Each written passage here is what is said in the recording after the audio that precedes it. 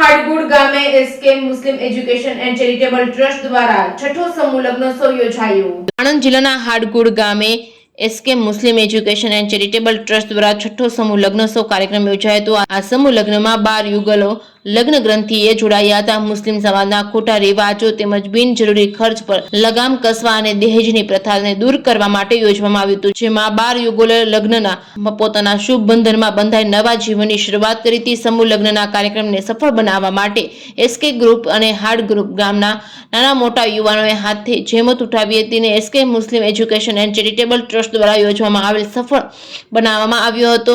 સાથે સાથે સમૂહ લગ્નના પ્રોગ્રામમાં આવેલ અતિથિ મહેમાનોનું ફૂલહાર તેમજ ટ્રોફીથી આવકારી સ્વાગત કરવામાં આવ્યું હતું। રિપોર્ટિંગ બાય અફઝલ ખાન પઠાણ સાથે બહલોલ મલેક, સાણંદ।